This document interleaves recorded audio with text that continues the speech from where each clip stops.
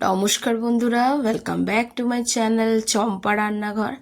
আজ আমি আপনাদের সঙ্গে শেয়ার করব বাঙালির প্রিয় মিষ্টির রেসিপি, রসগোল্লার রেসিপি।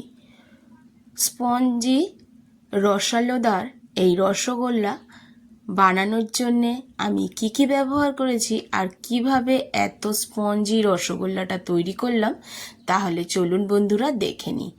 আর কতটা স্পঞ্জি হয়েছে, কতটা ভেতরটা জালিদার হয়েছে আপনারা দেখলেই বুঝতে পারবেন। কতটা সফট আশা করি বুঝতে পারছেন। তার জন্যে এখানে প্রথমে নিয়ে নিয়েছি ফুল ফ্যাট দুধ। এখানে 1 কেজি আমি দুধ নিয়েছি। এখন এই দুধটাকে খুব ভালো করে জাল করতে হবে।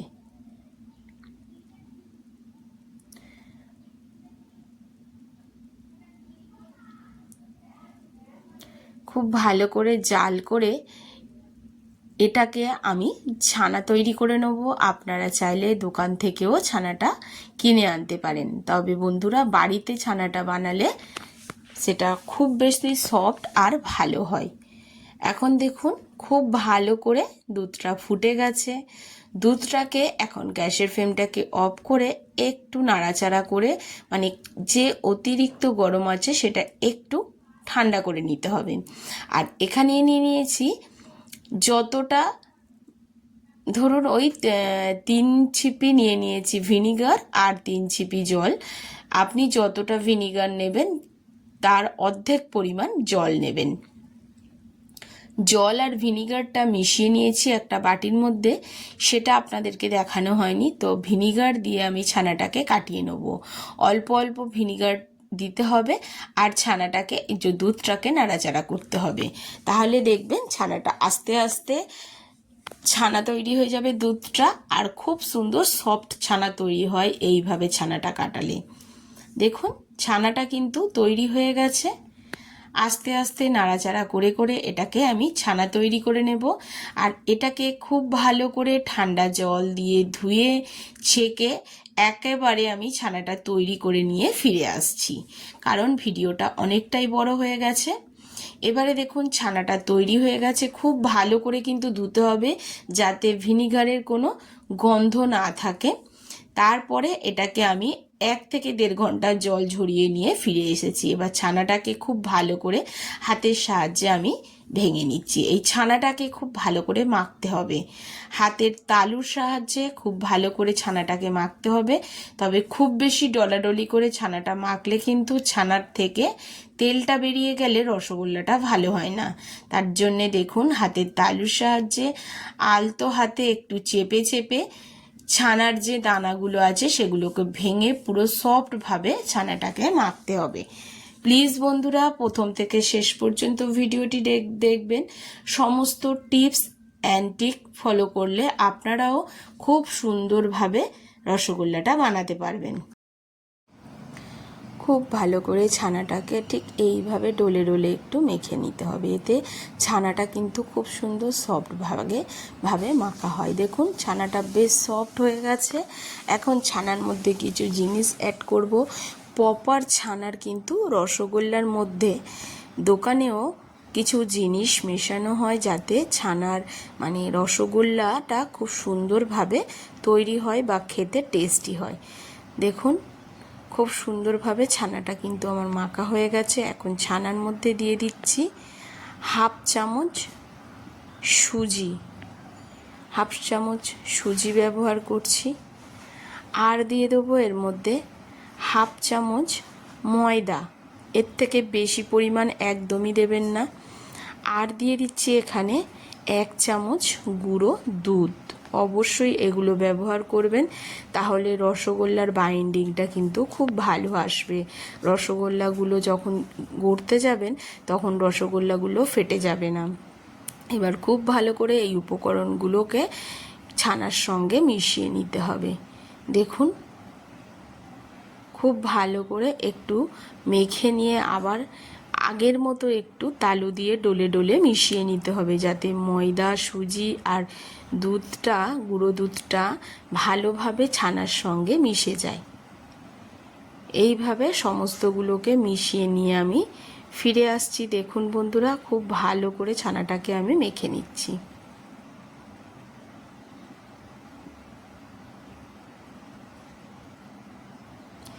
এখন দেখুন খুব ভালোভাবে ছানাটা কিন্তু আমার রসগোল্লার জন্য তৈরি হয়ে গেছে।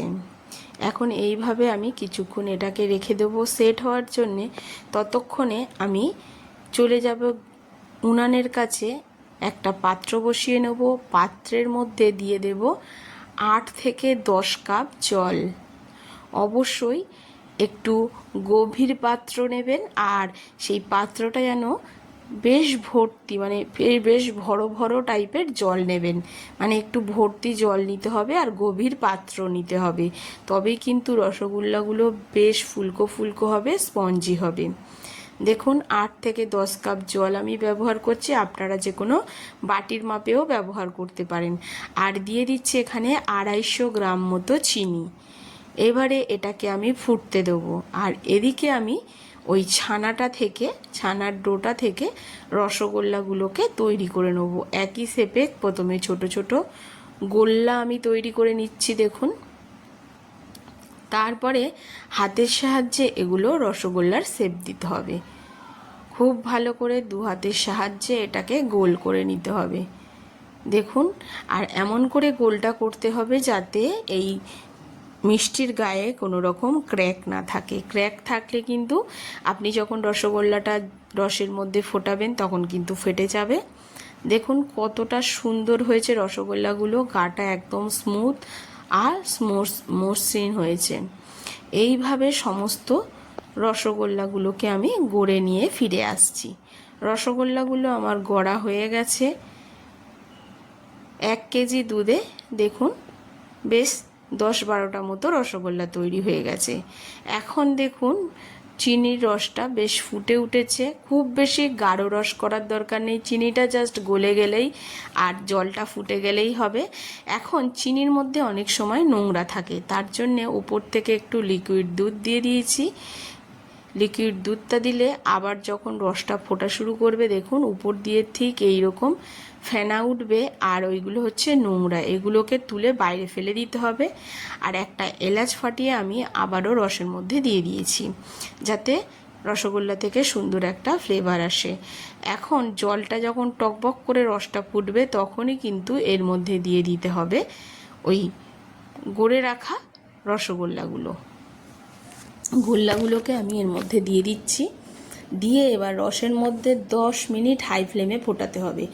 এই সময় কিন্তু গ্যাসের ফ্লেম একদম কমানো যাবে না। হাই ফ্লেমে যখন টকবক করে ফুটবে তখনই কিন্তু গোল্লাগুলোকে ছেড়ে দিতে হবে।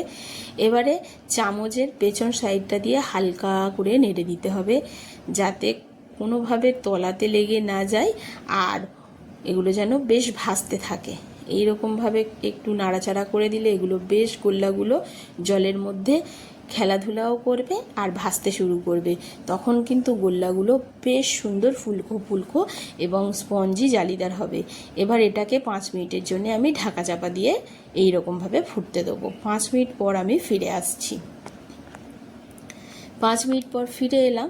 দেখুন রসগোল্লাগুলো আপনারা দেখতে পাচ্ছেন বেশ কিন্তু ফুলকো ফুলকো হয়ে গেছে। আবার একটু এইভাবে চামচের পিছন সাইড দিয়ে নাড়াচাড়া করে দিচ্ছি। এই রসটা কিন্তু ফুটতে ফুটতে অনেকটাই একদম ভর্তি আছে, হাফ হয়ে যাবে, তখনই কিন্তু এই রসগোল্লাগুলো হবে। প্রায় 20 মিনিট ফোটাতে হবে, তবে ভাগ ভাগ করে 10 মিনিট হাই ফ্লেমে, তারপরে 5 মিনিট মিডিয়াম ফ্লেমে ফোটাতে হবে। আর এখন দেখুন রসগোল্লাগুলো বেশ ফুলকো ফুলকো হয়েছে। এখন আগে থেকে কিছুটা চিনির শিরা আমি তুলে রেখেছিলাম, সেটা ঠান্ডা অবস্থায় তুলে রেখেছিলাম। এখন সেই চিনির শিরাটা ওপর থেকে একটু ছড়িয়ে ছড়িয়ে দিতে হবে। দিলে কি হবে, যে চিনির শিরাটা এই যে ফুটতে ফুটতে গাঢ় হয়ে যাচ্ছে, সেই মানে গাঢ়টা আর হবে না। তার জন্য অল্প অল্প করে রস উপর দিকে একটু ছড়িয়ে ছড়িয়ে দিতে হবে যাতে চিনির শিরাটা গাঢ় যাতে না হয়। গাঢ় হয়ে গেলে কিন্তু রসগোল্লাগুলো একদম স্পঞ্জি হবে না। তার জন্য উপর থেকে একটু চিনির রস আবারও দিয়ে দিচ্ছি। ঠান্ডা চিনির রস দিতে হবে যাতে এই যে গরম চিনির রসটা, মানে চিনিটা তো ফুটতে ফুটতে গাঢ় হয়ে যায়, সেই গাঢ়টা যাতে না হয়। এইভাবে রসগোল্লাগুলো করতে হবে বন্ধুরা। দেখুন এবারে আবারও একবার নাড়াচাড়া করে নিচ্ছি। নেওয়ার পরে এবারে এটাকে 5 মিনিট আবারও ঢাকা চাপা দিয়ে রাখবো।